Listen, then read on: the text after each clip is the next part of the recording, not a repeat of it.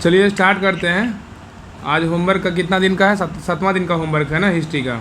बौद्ध धर्म का नेक्स्ट डे है। बताइए, क्वेश्चन नंबर 54 है। इसके पहले कल वाला होमवर्क में बौद्ध धर्म ही था। बताइए, क्वेश्चन नंबर 54 है, कह रहा है कि बोध गया में महाबोधि मंदिर बनाया गया, जहाँ क्या हुआ था? बताइए। ज्ञान की प्राप्ति हो।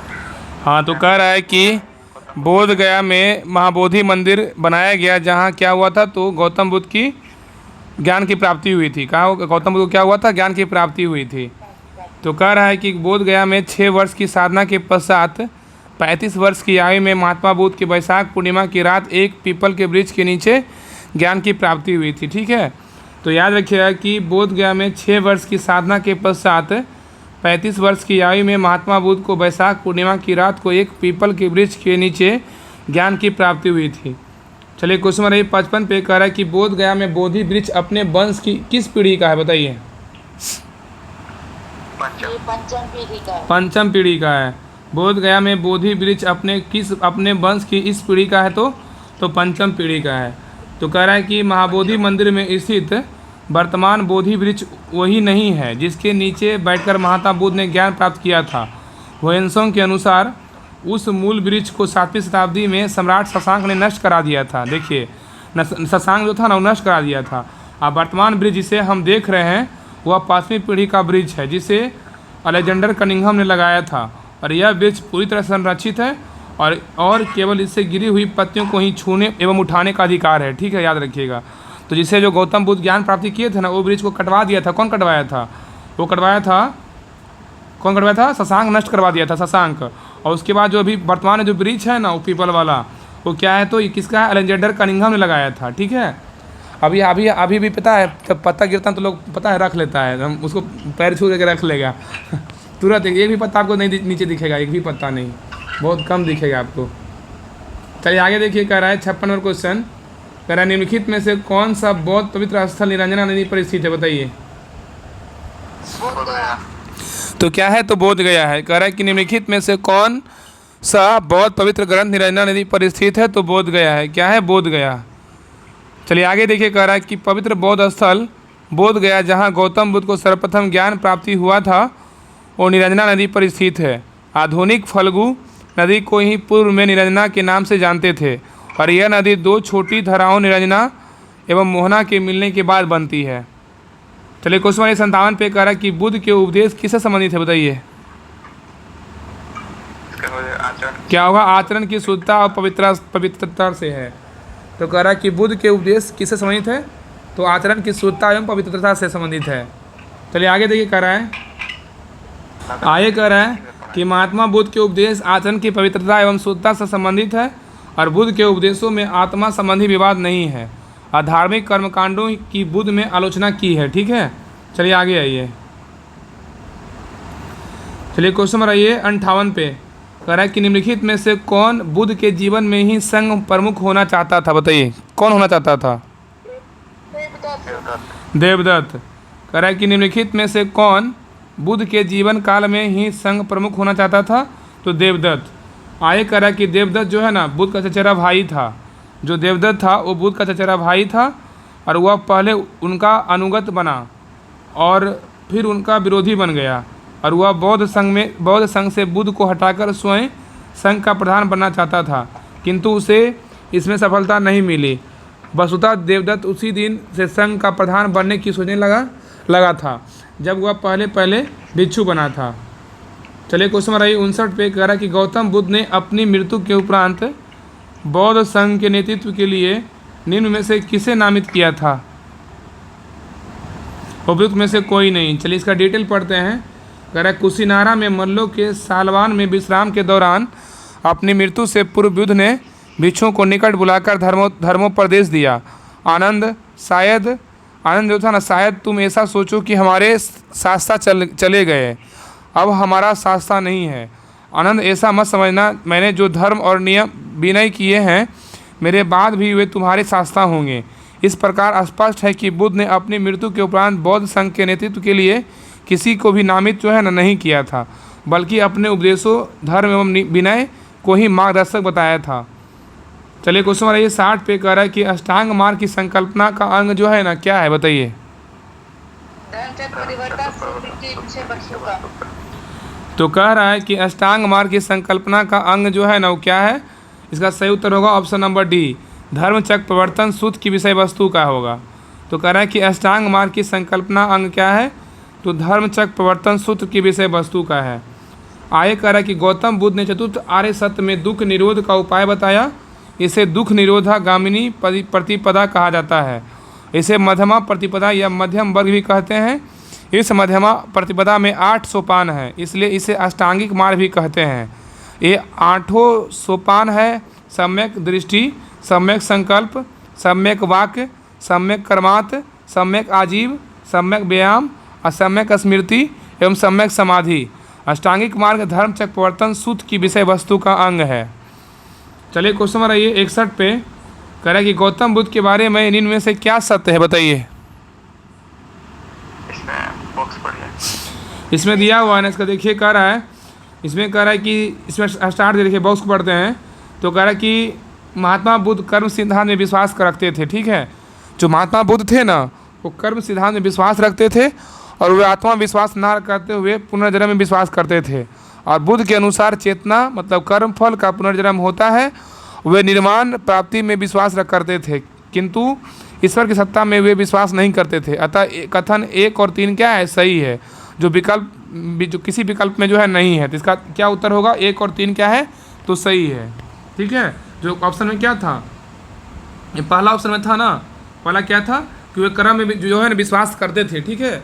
और तीसरा ऑप्शन क्या है, तो तीसरा ऑप्शन जो है ना इसमें क्या था कि निर्वाण प्राप्ति में विश्वास करते थे गौतम बुद्ध, ठीक है, याद रखिएगा। चलिए नेक्स्ट आइए क्वेश्चन नंबर 62 पे कह रहा है कि बौद्ध संघ में भिक्षुनी के रूप में स्त्रियों के प्रवेश की अनुमति बुद्ध द्वारा दी गई थी, बताइए कहाँ। वैशाली में। क्या होगा, तो वैशाली में, ठीक है। तो कह रहा है कि बौद्ध संघ में भिक्षुनी के रूप में स्त्रियों के प्रवेश की अनुमति बुद्ध द्वारा दी गई थी, तो वैशाली में।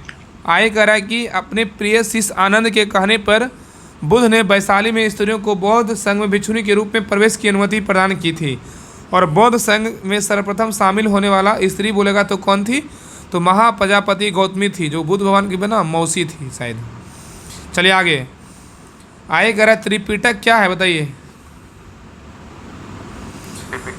बुद्ध के उपदेशों का जो है ना संग्रह है। त्रिपिटक किसे बोलते हैं, तो बुद्ध के उपदेशों का संग्रह को त्रिपिटक कहते हैं। तो कह रहा है कि त्रिपिटक बौद्ध ग्रंथों में सर्वाधिक महत्वपूर्ण है और बुद्ध की मृत्यु के बाद उनकी भी शिक्षाओं को संकलित कर 3 भागों में बांटा गया है। इन्हीं को त्रिपिटक कहते हैं। और ये विनय पिटक संघ संबंधी नियम तथा आचार की शिक्षाएँ, सुत पिटक धार्मिक सिद्धांत तथा अभिधम पिटक दार्शनिक सिद्धांत है। चलिए क्वेश्चन नंबर 64 पे कह रहा है कि त्रिपिटक ग्रंथ किस धर्म से संबंधित है, बताइए क्या होगा, तो बौद्ध धर्म से है। क्या है, बौद्ध धर्म से। तो कह रहा है कि त्रिपिटक ग्रंथ जो है किस धर्म से संबंधित है, तो बौद्ध धर्म से। चलिए आगे आइए, बताइए क्वेश्चन नंबर 65 है, कह रहा है कि त्रिपिटक किसकी धार्मिक पुस्तक है, बताइए। बौद्ध का है, किसका है, तो बौद्ध का है। त्रिपिटक किसकी धार्मिक पुस्तक है, तो बौद्ध का है। चलिए आगे बताइएगा कि 66 नंबर क्वेश्चन है, त्रिपिटक निम्नलिखित में से किससे संबंधित है, बताइए। बौद्धों से। किससे, बौद्धों से है। कह रहा है कि त्रिपिटक निम्नलिखित में से किससे संबंधित है, तो बौद्धों से। आगे कह रहा है क्वेश्चन नंबर 67 है, निम्नलिखित में से किस बौद्ध ग्रंथ में संघ जीवन के नियम प्राप्त होते थे, बताइए, होते हैं। विनय पिटक। निम्नलिखित में से किस बौद्ध ग्रंथ में संघ जीवन के नियम प्राप्त होते हैं, तो विनय पिटक। आगे कह रहा है कि यमक बुद्ध पिटक से संबंधित है, क्या है, बताइए। अभिधम। यमक जो है ना बुद्ध पिटक से संबंधित है, तो अभिधम है। आगे कह रहा है कि अभिधम पिटक में दार्शनिक सिद्धांतों का संग्रह मिलता है। अभिधम पिटक में दार्शनिक सिद्धांतों का संग्रह मिलता है और यह प्रश्नोत्तर के रूप में है। अभिधम पिटक के अंतर्गत 7 ग्रंथ सम्मिलित हैं। कौन कौन है, धम है, संगनी है, विभंग है, धातु कथा है, पुंगल है, पुंगल पंचती, कथा वस्तु, यमक और पट्टनाम है। चलिए क्वेश्चन नंबर 69 पे कह रहा है कि निम्न में से किस बौद्ध साहित्य में महात्मा बुद्ध के नैतिक एवं सिद्धांत संबंधित प्रवचन संकलित है, बताइए क्या होगा। सुत पिटक होगा। कह रहा निम्न में से किस बौद्ध साहित्य में महात्मा बुद्ध के नैतिक एवं सिद्धांत संबंधी प्रवचन संकलित है? तो सूत पिटक। तो कह रहा है कि सूत पिटक में महात्मा बुद्ध के नैतिक एवं सिद्धांत संबंधी प्रवचन है संकलित है, अर्थात इसमें बौद्ध धर्म के सिद्धांत एवं उपदेश संग्रह है। जबकि विनय पिटक में संघ संबंधी नियम तथा दैनिक जीवन संबंधी आचार विचारों विधि निषेधों आदि का संग्रह है। जातकों में बुद्ध के पूर्व जन्मों की कहानियां संग्रहित है।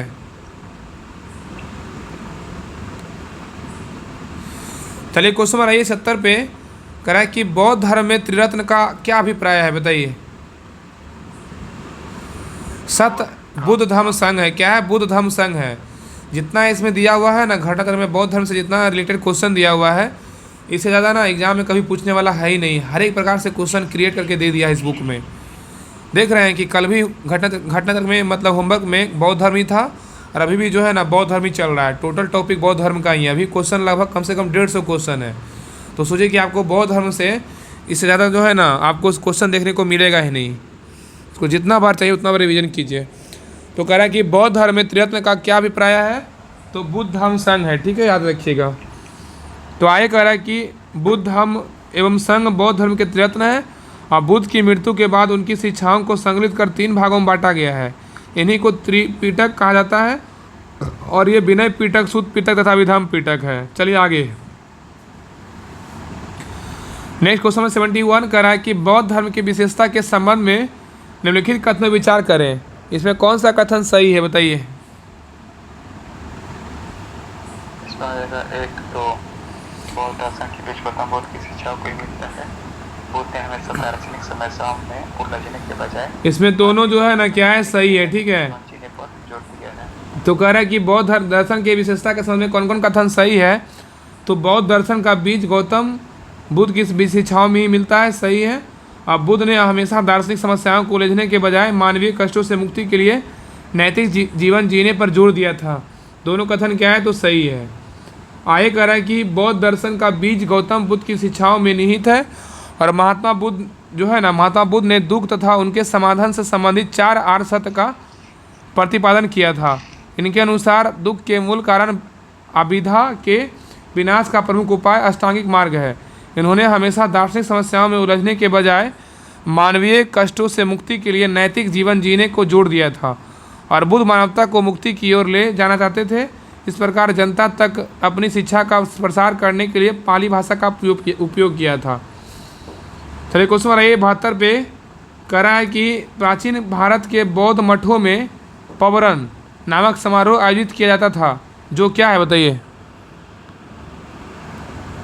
वर्षा ऋतु के दौरान मठों में प्रवास के समय भिक्षुओं द्वारा किए गए अपराधों का स्वीकृति का अवसर होता था। इसका सही उत्तर क्या होगा? ऑप्शन नंबर बी होगा। वर्षा ऋतु के दौरान मठों में प्रवास के समय भिक्षुओं द्वारा किए गए अपराधों की स्वीकार्योक्ति का अवसर होता था। चलिए आगे देखिए, कह रहा है नेक्स्ट है, इसका डिटेल पे आइए। तो कह रहा है कि वर्षा ऋतु के समय 4 महीने बौद्ध भिक्षु बौद्ध महाविहारों में निवास करते थे। इस समय धर्म प्रसार का कार्य स्थगित रहता था। अब वर्षा ऋतु की समाप्ति जब पुनः धर्म प्रचार करना प्रारंभ होता था तो बौद्ध भिक्षु पवरन नामक समारोह आयोजित करते थे, जिसमें पीछे किए गए कार्यों पर विचार करते हुए आगे की कार्य योजना बनाई जाती थी। इसके अतिरिक्त भिक्षु इस समारोह में अपने द्वारा किए गए अपराधों को स्वीकार करते थे। चलिए क्वेश्चन नंबर 73 पे कह रहा कि अशोकाराम विहार निम्नलिखित में से किस स्थान पर स्थित था? बताइए। अशोकाराम पाटलिपुत्र होगा। क्या होगा? पाटलिपुत्र। तो कह रहा है अशोकाराम विहार निम्नलिखित में से किस स्थान पर स्थित था? तो पाटलिपुत्र। तो कह रहा है कि प्रसिद्ध बौद्ध ग्रंथ महावंश के अनुसार मौर्य शासक अशोक ने पाटलिपुत्र में अशोकाराम विहार को निर्मित करवाया था और इस विहार का निर्माण इंद्रगुप्त नामक थेर भिक्षु के निरीक्षण में हुआ था और तीसरी बौद्ध संगीति सभा में भी अशोक के समय हुई थी। चलिए क्वेश्चन नंबर 74 पे कह रहा है विश्व का सबसे ऊंचा कहा जाने वाला विश्व शांति स्तूप बिहार में कहाँ है? अपना राजगीर में है। ठीक है। तो कह रहा है कि विश्व का सबसे ऊंचा कहा जाने वाला विश्व शांति स्तूप बिहार में कहाँ है? तो राजगीर में है। आगे कह रहा है कि विश्व का सबसे ऊंचा कहा जाने वाला विश्व शांति स्तूप बिहार के राजगीर में है। पहाड़ियों पर 400 मीटर की ऊंचाई पर स्थित है। 400 मीटर की ऊंचाई पर स्थित है। आगे कह रहा है बुद्ध की 80 फुट बड़ी प्रतिमा जो बोध गया में है निर्मित की गई थी, किसके द्वारा?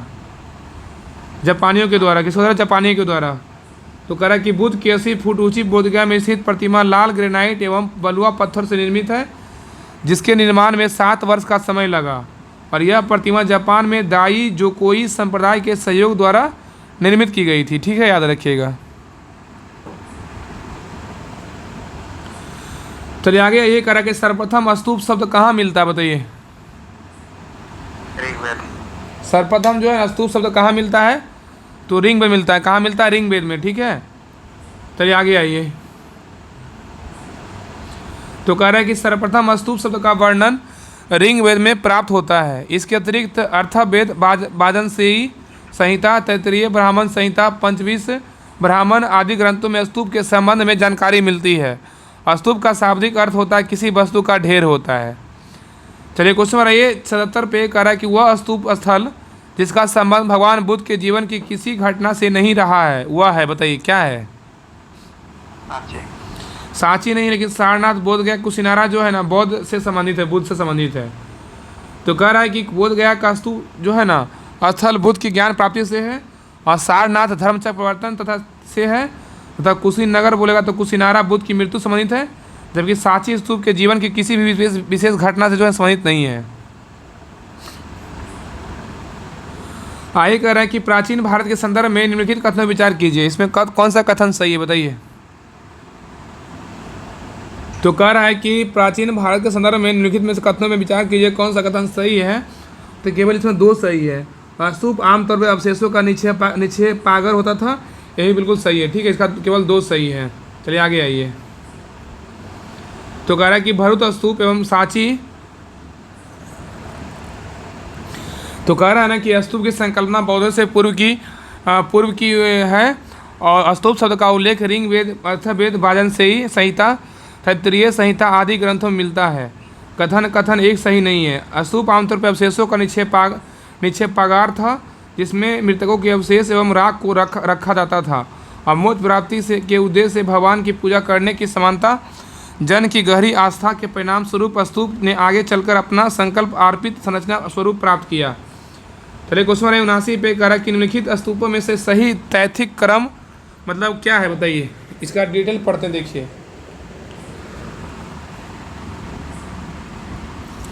तो कह रहा है कि भरूच एवं सांची के स्तूप की स्थापना मौर्य शासक अशोक के शासनकाल में हुई थी।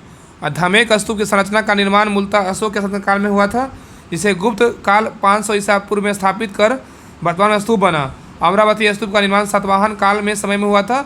अतः भरूच, सांची एवं धमेक स्तूप के निर्माण क्रमतः निर्धारित करना संभव नहीं है। चलिए क्वेश्चन नंबर 80 पे कह रहा है अनात्मावाद सिद्धांत है, बताइए क्या है। इनमें से कोई नहीं। क्या होगा? इनमें से कोई नहीं होगा। ठीक है, तो कह रहा है कि अनात्मावाद जो है ना सिद्धांत क्या है, इनमें से कोई नहीं दिया हुआ। देखिए इसका डिटेल पढ़ते हैं।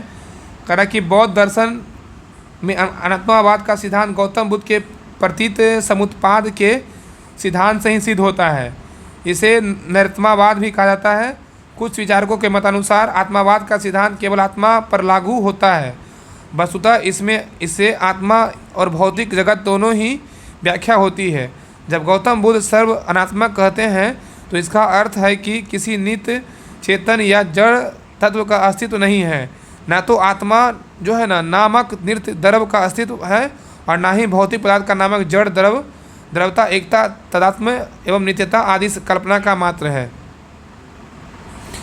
चलिए क्वेश्चन नंबर 81 पे कह रहे संसार अस्थिर और क्षणिक है, कानून में से किससे संबंध है, बताइए। बौद्ध से। किसे है? बौद्ध से। तो कह रहे संसार अस्थिर है और क्षणिक है, कानून में से किससे संबंध है, तो बौद्ध से। किसे? बौद्ध से। आगे कह रहा है कि बौद्ध दर्शन में क्षणिकवाद को स्वीकार किया गया है, और बुद्ध ने स्वयं अनित्यवाद के सिद्धांत का प्रतिपादन किया। और क्षणिकवाद अनित्यवाद का तार्किक विकास है, जो बौद्धोत्तर दर्शन में अस्तित्व में आया। और क्षणिकवाद के अनुसार विश्व की प्रत्येक वस्तु का अस्तित्व क्षण मात्र के लिए रहता है। जिस प्रकार नदी की एक बूंद एक क्षण के लिए सामने आती है तथा दूसरे क्षण वह विलीन हो जाती है, और उसी प्रकार जगत की समस्त ऋतुएं क्षण मात्र के लिए ही अपना अस्तित्व कायम रखती है।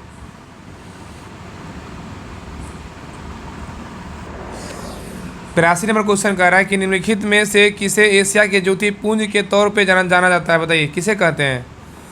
तो गौतम बुद्ध को जो है ना एशिया के ज्योतिपुंज के नाम से जानते हैं। तो कह रहा है गौतम बुद्ध को एशिया के ज्योतिपुंज के तौर पे जाना जाता है। और गौतम बुद्ध के जीवन पे एडविन अर्नाल्ड ने द लाइट ऑफ एशिया नामक काव्य पुस्तक की रचना किया था। तो क्वेश्चन पूछेगा कि द लाइट ऑफ एशिया जो पुस्तक है इसका रचना किसने किया था, एडविन अर्नाल्ड ने किया था। चलिए क्वेश्चन 83 पे एक निम्नांकित में से किसे एशिया का ज्योतिपुंज नाम से जाना जाता है, बताइए क्या होगा। भगवान बुद्ध। क्या है भगवान बुद्ध। बताया कि नव बौद्धवाद के प्रतिपादक कौन है, बताइए नव बौद्धवाद के प्रतिपादक अम्बेडकर है। कौन है, अम्बेडकर है। तो कह रहा है भीमराव अम्बेडकर द्वारा बौद्ध धर्म की पुनर्स्थापना करते हुए इसे नव बौद्धवाद की संज्ञा दी गई। इसे प्रायः नवयान भी कहा जाता है। और नव बौद्धवाद आंदोलन के अंतर्गत अम्बेडकर ने मुख्यतः दलित वर्ग को बौद्ध धर्म के अंतर्गत समाहित करने का प्रयास किया। इस संदर्भ में उनके द्वारा प्रतिपादित 22 प्रतिज्ञानों का विशेष महत्व था। चलिए क्वेश्चन 85 पे करा क्षणिकवाद का प्रतिपादन किसने किया था, बताइए क्षणिकवाद का प्रतिपादन कौन किया था, बुद्ध ने किया था। तो कह रहा कि क्षणिकवाद का सिद्धांत बौद्ध दर्शन से संबंधित है और क्षणिकवाद अनित्यवाद का तार्किक विकास है जो बौद्धोत्तर दर्शन में अस्तित्व में आया। अब बुद्ध के अनुसार संसार में कुछ भी अस्थायी या नित्य नहीं है, यहाँ तक कि आत्मा की भी नित्य सत्ता नहीं है। यह उल्लेखनीय है कि गौतम बुद्ध ने स्वयं अस्थायित्व एवं क्षणिकत्व में भेद किया। उन्होंने आत्मा को क्षणिक तथा भौतिक वस्तुओं को अनित्य कहा। चलिए क्वेश्चन 86 पे कह रहा है कि भारत के सांस्कृतिक इतिहास के संदर्भ में परिमिता शब्द का सही विवरण निम्नलिखित में से कौन सा है। हो जाएगा सी हो जाएगा परिपूर्णताएं। प्राप्ति से स्पष्ट हुआ। तो कह रहा है कि भारत के संस्कृति इतिहास के संदर्भ में परिमिता शब्द का सही विवरण क्या है, तो परिपूर्णताएं जिनकी प्राप्ति से बोधिसत्व पथ प्रशस्त हुआ। चलिए आगे। तो कह रहा है ना कि बौद्ध धर्म में बोधिसत्व का बुद्धमत्व प्राप्त करने के लिए पारमिता नामक विशिष्ट साधना का वर्णन किया। पारमिता ही एकमात्र ऐसा साधन है जिसके द्वारा बुद्ध की मान्य पदवी बुद्धत्व की प्राप्ति की जा सकती है। बोधिचर्यावतार में आचार्य शांतिदेव कहते हैं कि जो सार्थक बुद्धत्व की प्राप्ति के लिए यत्नवान है अर्थात जो बुद्धिस्ट है उसे षष्ठा मरितमाओं दान परमिता, शील परमिता, शांति परमिता, अवीर परमिता, ध्यान परमिता, प्रज्ञा परमिता के ग्रहण करना चाहिए। इन षष्ठा परमिताओं में प्रज्ञा परमिता का प्राधान्य है। चलिए आइए 87 पे कह रहा है सर एडविन अर्नाल्ड की पुस्तक द लाइट ऑफ एशिया आधारित है, बताइए किस पर। ललित विस्तार पर। कह रहा है कि सर एडविन अर्नाल्ड की पुस्तक द लाइट ऑफ एशिया आधारित है तो ललित विस्तार पर। तो कह रहा है कि सर एडविन अर्नाल्ड की पुस्तक the light of Asia Lalit विस्तार के विषय वस्तु पर आधारित है। इस पुस्तक का प्रकाशन 1879 में लंदन में किया गया था। नेक्स्ट 88 है। कह रहा है कि बौद्ध धर्म के महायान और हीनयान संप्रदायों में सर्वाधिक मौलिक अंतर निम्नलिखित में से कौन सा है। देवी देवताओं की पूजा। कह रहा है कि बौद्ध धर्म के महायान और हीनयान संप्रदायों में सर्वाधिक मौलिक अंतर निम्नलिखित में से कौन सा है, तो देवी देवताओं का पूजा है। आगे कह रहा है कि बौद्ध धर्म के हीनयान और महायान संप्रदायों में सर्वाधिक मौलिक अंतर देवी देवताओं की पूजा था और हीनयान में बुद्ध को एक महापुरुष माना जाता है जबकि महायान में उन्हें देवता माना गया है तथा उनकी पूजा को जाने लगी। इसी के साथ ही अनेक बोधिसत्व की भी कोई पूजा की जाने लगी। चलिए क्वेश्चन 89 पे कह रहा है गौतम बुद्ध को एक देवता का स्थान किस राजा के युग में प्राप्त हुआ था। कनिष्क। क्या हुआ, कनिष्क। तो कह रहा है गौतम बुद्ध को एक देवता का स्थान किस राजा के युग में प्राप्त हुआ था, तो कनिष्क हो जाएगा। कह रहा है कनिष्क शासनकाल में संपन्न चतुर्थ बौद्ध संगीति में बौद्ध धर्म हीनयान एवं महायान नामक दो स्पष्ट एवं स्वतंत्र संप्रदायों में विभक्त हो गया था और महायान शाखा में बुद्ध को देवता माना गया तथा उनकी पूजा की जाने लगी। इस प्रकार कनिष्क के काल में बौद्ध धर्म की इस महायान शाखा के तहत गौतम बुद्ध को एक देवता का स्थान प्राप्त हुआ। चलिए क्वेश्चन है 90 पे करा है, भारत में पहले जिस मानव प्रजातियों को पूजा गया वह थी कौन? बुद्ध की। भारत में पहले जिस मानव प्रतिमाओं की पूजा किया गया वह थी बुद्ध की प्रतिमा। तो कह रहा है कि भारत में सबसे पहले बुद्ध की प्रतिमाओं की पूजा की गई और बौद्ध धर्म के महायान शाखा के अनुयायियों ने सर्वप्रथम बुद्ध की मूर्तियों स्थापित करके उनकी पूजा प्रारंभ की थी। पहले क्वेश्चन नंबर 1 आने पे कह रहा है, देश में निम्न में से किसने मूर्ति पूजा नींव रखी थी? क्या होगा? तो बौद्ध धर्म होगा। कह रहा है कि देश में निम्न में से किसने मूर्ति पूजा की नींव रखी थी? तो बौद्ध धर्म ने। उपयुक्त में से सर्वप्रथम मूर्ति पूजा की नींव बौद्ध धर्म को द्वारा रखी गई थी और महायानियों ने सर्वप्रथम बुद्ध की प्रतिमा स्थापित करके पूजा आरंभ किया था।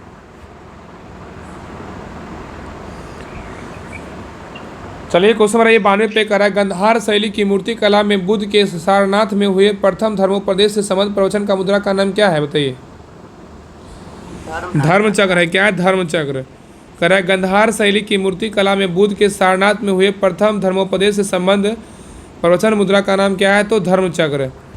कह रहा है गंधार कला की उत्पत्ति का स्रोत एशिया माइनर तथा हेलेनिस्टिक कला थी। इस शैली की कला का प्रमुख विषय महावस्तु का जीवन चरित्र है। इसके अंतर्गत बुद्ध की धर्मचक्र मुद्रा, ध्यान मुद्रा, अभय मुद्रा और वरद मुद्रा आदि मूर्तियों का निर्माण किया गया है।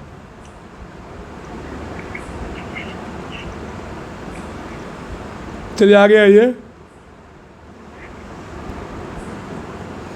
क्वेश्चन नंबर 93 पे कर रहा है, बुद्ध की खड़ी प्रतिमा निम्न में से किस काल में बनाई गई थी?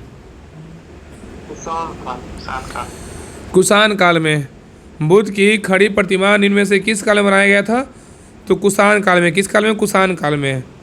तो कह रहा है कुषाण काल में ही गंधार एवं मथुरा कला शैली के तहत बुद्ध एवं बोधिसत्व की बहुसंख्यक मूर्तियों की बैठी एवं खड़ी स्थिति निर्माण हुआ और BS अग्रवाल के मतानुसार सर्वप्रथम मथुरा में ही बुद्ध मूर्तियों का निर्माण किया गया जहां इनके लिए पर्याप्त आधार था। ठीक है। और हुएन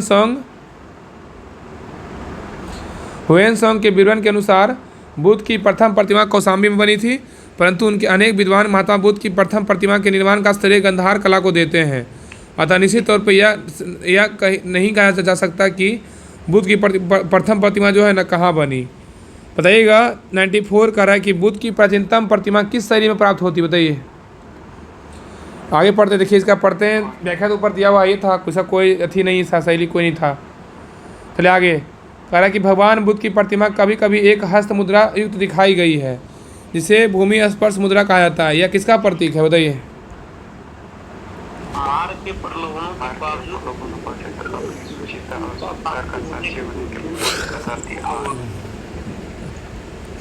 कह रहा भगवान बुद्ध की प्रतिमा कभी कभी एक हस्त मुद्रा युक्त दिखाई गई है जिसे भूमि स्पर्श मुद्रा कहा जाता है। यह किसका प्रतीक है? तो मार्ग के प्रलोभनों के बावजूद अपनी शुचिता और शुद्धता का साक्षी होने के लिए बुद्ध का धरती का आवाहन करना। ठीक है, याद रखिएगा। कह रहा है कि बुद्ध की भूमि स्पर्श मुद्रा से तात्पर्य अपनी तप की सुदृढ़ता और निरंतरता को बनाए रखने से है। अब बुद्ध की भूमि स्पर्श मुद्रा कामदेव के प्रलोभनों के बावजूद अपनी सुचिता और शुद्धता का साक्षी होने के लिए बुद्ध का धरती का आवाहन को प्रदर्शित करती है। ठीक है। चलिए क्वेश्चन 96 पे कह रहा है कि भूमि स्पर्श मुद्रा की सारनाथ मुद्रा बुद्ध मूर्ति संबंधित है किससे? बताइए। गुप्त काल से। कह रहा है भूमि स्पर्श मुद्रा की सारनाथ बुद्ध की मूर्ति संबंधित है तो गुप्त काल से। तो कह रहा है कि भूमि स्पर्श मुद्रा की सारनाथ की बुद्ध मूर्ति गुप्त काल से संबंधित है और इसकी आध्यात्मिक अभिव्यक्ति गंभीर मुस्कान एवं शांत ध्यान मग्न मुद्रा भारतीय कला की सर्वोच्च सफलता का प्रदर्शन करती है। आगे करा 97 करा कि सारनाथ की भूमि स्पर्श मुद्रा वाली बुद्ध की प्रतिमा का कलांकित है। क्या है? बताइए। गुप्त काल से। कह रहा है कि सारनाथ की भूमि स्पर्श मुद्रा वाली बुद्ध प्रतिमा कलांकित है तो गुप्त काल से। चलिए आगे आइए। आगे करा 98 कह रहा है, बताइएगा इसमें भारत के सांस्कृतिक इतिहास के संदर्भ में निम्नलिखित युगों में से कौन सा विचार कीजिए। इसमें कौन सा कह रहा है सही है? बताइए। सुमनित है।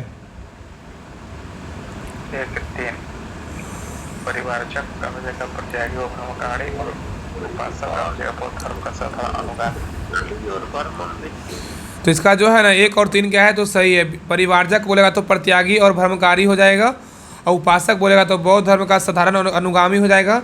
लेकिन भ्रमण का बोला उच्च पद का अनुप्राप्त पुजारी, ये गलत है। ठीक है, इसका right answer option number D होगा। एक कह रहा है कि परिवारजक का बोलेगा तो परित्यागी या भ्रमणकारी हो जाएगा, आप भ्रमण का बोलेगा भिक्षु साधु होगा, और उपासक का बोलेगा बौद्ध धर्म का साधारण अनुगामी होगा। 99 नंबर का एक निम्नलिखित में से कौन से शासक ने बौद्ध मत के विस्तार में योगदान नहीं दिया था? चलिए बताइए क्या होगा, क्या होगा? पुष्यमित्र शुंग। कारण निम्नलिखित में से कौन से शासक ने बौद्ध मत के विस्तार में योगदान नहीं दिया था? पुष्यमित्र शुंग ने दिया था, लेकिन हर्षवर्धन, कनिष्क और अशोक दिया था। तो कह रहा है कि अशोक, कनिष्क और हर्षवर्धन ने बौद्ध धर्म के विकास में योगदान दिया, जबकि शुंग वंश के संस्थापक पुष्यमित्र शुंग ने मगध साम्राज्य पर अधिकार जमाकर जहाँ एक ओर यवनों के आक्रमण से देश की रक्षा की, वही दूसरी ओर देश में शांति और व्यवस्था की स्थापना कर वैदिक धर्म एवं आदर्शों की जो अशोक के शासनकाल में उपेक्षित हो गए थे, अब पुनः प्रतिष्ठा की। इसी कारण उसका काल वैदिक प्रतिक्रियाओं अथवा वैदिक पुनर्जागरण का काल कहा जाता है। चलिए लास्ट क्वेश्चन आइए, 100 नंबर क्वेश्चन बताइएगा कि निम्नलिखित वाक्यों में से विचार करें और नीचे दिए गए कूट से सही उत्तर का चयन कीजिए। बताइए इसमें कौन सा कथन सही है? कथन बोल रहा है ना कि कुशीनगर मल्ल गणराज की राजधानी थी, सही है गलत है? बताइए। सही है। कथन कह रहा है कुशीनगर मल्ल गणराज की राजधानी थी, सही है। और कारण कह रहा है कि महात्मा बुद्ध का महापरिनिर्वाण कुशीनगर में हुआ था, सही है गलत है? तो दोनों कथन क्या है? तो सही है। इसका सही उत्तर क्या होगा? बी होगा। तो क्या है? दोनों कथन सही है, और आर्य का सही व्याख्या सिर्फ नहीं कर रहा है। ठीक है, देखिए इसका आगे देखिए डिटेल कर रहा है। कह रहा है कि बौद्ध ग्रंथ उत्तर निकाय में वर्णित 65 महाजनपदों में से मल्ल महाजनपद जो है ना था, और यह एक संघ राज्य था जिसे पावा फलिजनगर या पावा उस्मानुपुर तथा कुशीनारा कस्या मल्ल गणराज की जुड़वा राजधानी थी। और महात्मा बुद्ध को महापरिनिर्वाण कुशीनगर से प्राप्त हुआ था। अतः दोनों कथन सही है, किंतु कारण और कथन जो है ना सही व्याख्या नहीं है। चलिए आगे देखिए क्वेश्चन नंबर 101 से जो है ना कल के होमवर्क में कर लेंगे। ठीक है, तो रहने दिया कहीं तक आए का जो होमवर्क है ज्योग्राफी कंप्लीट करते हैं।